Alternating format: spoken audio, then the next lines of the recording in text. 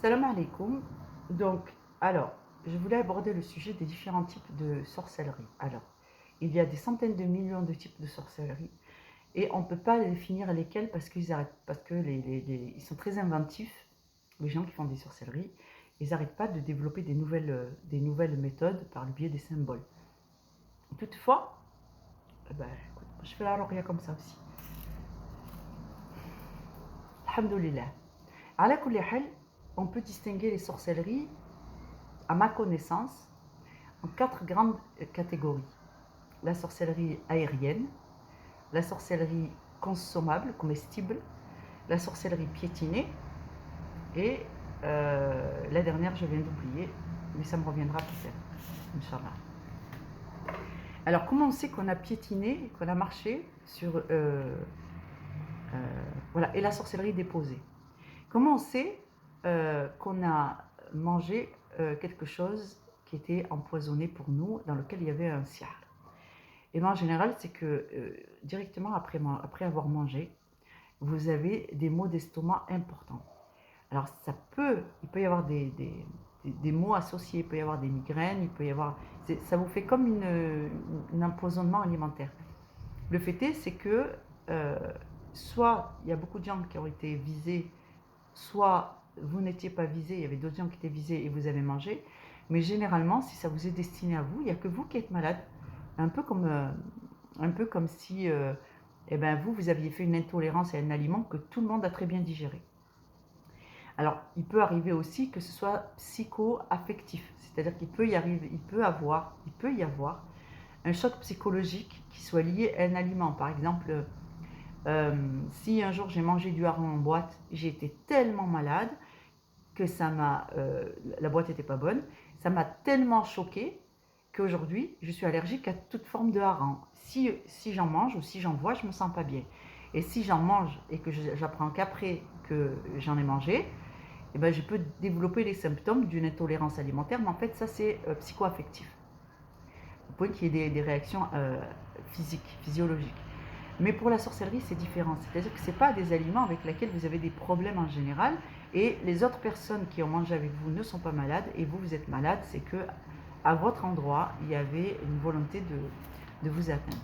Pour le sihr piétiné, qui est quand même assez facile à repérer, alors même si on ne le voit pas visuellement, si vous arrivez, vous partez de chez vous, vous n'avez pas de problème particulier aux jambes, fatigue normale, pas de raison particulière, pas de symptômes particuliers, et puis à un moment donné, il y a des douleurs extrêmement importantes qui commencent à vous prendre dans les jambes.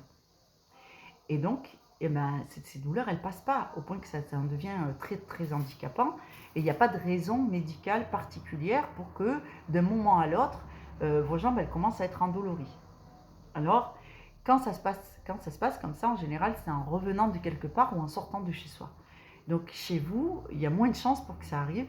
C'est souvent quand vous revenez de l'extérieur. Donc, ou alors, elle est carrément sur votre pas de porte. Et si c'est une sorcellerie de pas qui passe par les jambes pour vous atteindre, eh bien, vous avez des douleurs de jambes qui sont très importantes, comme des courbatures. Maintenant, il faut bien faire attention de ne pas exclure un risque d'embolie, par exemple. Un caillot qui se serait déplacé, qui serait arrivé dans une artère, qui aurait provoqué des douleurs. Mais c'est rare que les deux jambes soient atteintes. Alors, généralement, quand on marche dans une sorcellerie de pas, on ne peut pas savoir si on a marché d'un pied ou de deux pieds. Et les symptômes, c'est qu'avec ça, vous allez avoir votre vie qui part un peu en vrille. Et des états émotionnels qui vont commencer à être très perturbés, et aussi des problèmes conflictuels avec votre voisinage ou avec les gens en général. Donc ça c'est pour la sorcellerie mangée, la sorcellerie de pas, et pour la sorcellerie vaporisée, c'est plus difficile parce que dans la sorcellerie vaporisée, il y a deux types de sorcellerie vaporisée. Il y a celle qui est faite à votre rencontre et qu'on a jetée dans les airs, et quand le vent se lève, la sorcellerie s'active. Et peu importe que vous soyez dans les parages ou pas dans les parages, une fois que c'est dans l'air, ça y est, ça vous atteint en fait, directement ou indirectement. Et il y a celle qu'on va vous mettre à proximité de votre espace pour que vous puissiez l'inhaler. Donc ça c'est assez spécifique. Les symptômes en général c'est des nausées, des vertiges, des maux de tête, des états mentaux perturbés. des états émotionnels qui font vraiment le yo-yo, entre ça va bien, ça va pas du tout, ça va pas du tout. Et ça peut arriver du jour au lendemain, c'est-à-dire qu'il n'y a pas une raison particulière. Vous soyez chez vous, que vous soyez au travail, que vous soyez bien, et dans la minute d'après, ça va plus du tout. Sauf qu'après, ça ne va pas vous quitter. Et c'est pas un état passager, c'est pas quelque chose qui va vous, dont vous allez pouvoir vous débarrasser assez rapidement. Et la sorcellerie déposée, ça serait quelque chose qu'on aurait mis dans vos affaires, qui fait un peu partie de la sorcellerie de pas. La sorcellerie de pas, il faut marcher dessus, alors que la sorcellerie déposée, où qu'elle soit dans vos affaires, une goutte sur vos vêtements, un petit quelque chose qu'on aurait dissimulé dans vos affaires, ou cousu dans une poche intérieure de votre sac, parce qu'il y en a, ils font des choses absolument abjectes, ou on vous aurait offert un vêtement, ou quelque chose, ou un bijou, ou un cadeau, dans lequel on aurait déposé donc, des traces de cette sorcellerie, afin que vous soyez tout le temps en contact avec elle. Voilà, ça fait partie de la catégorie sorcellerie déposée. Il y a d'autres catégories qui sont assez compliquées parce qu'elles vont mélanger les trois types, les deux types, les quatre types. Donc sorcellerie déposée dans le corps par exemple. Sorcellerie inhalée et mangée. Une sorcellerie qui est censée être déposée mais que vous allez inhaler. Enfin, il peut y avoir plein de variantes. Dans tous les cas, il faut savoir les symptômes préalables qu'on peut observer. Donc entre la sorcellerie mangée et la sorcellerie déposée, la sorcellerie de pas notamment, on peut se rendre compte parce que c'est à partir du moment où on est en contact avec elle, on l'a ingérée ou on l'a piétinée, que les symptômes commencent. Et en général, les symptômes commencent par un mal-être important et éventuellement des douleurs. Ces deux-là sont plus faciles à repérer que les autres. Donc voilà, ça faisait partie des choses dont je voulais vous prévenir.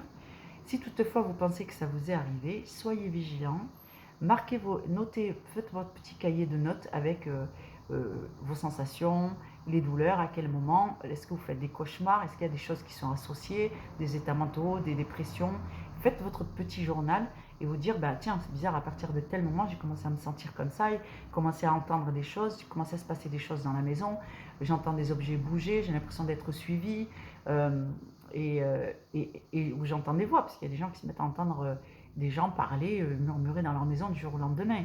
En général, quand ça commence du jour au lendemain, c'est qu'il s'est passé quelque chose. C'est-à-dire que la sorcellerie vous rend, comment dirais-je, je ne dirais pas canal, mais je dirais plutôt sensible, très, très sensible aux murmures.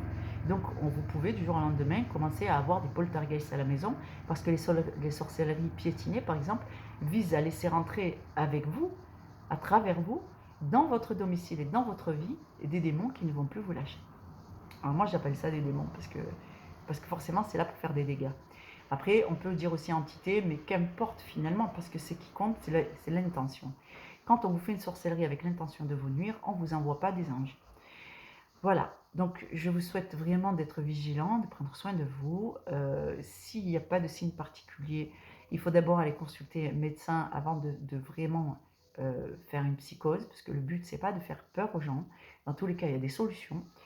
Si toutefois vous avez un doute, sachez que moi je vous réponds par MP si vous avez des doutes ou si vous avez des questions. Voilà, à très bientôt, Inch'Allah.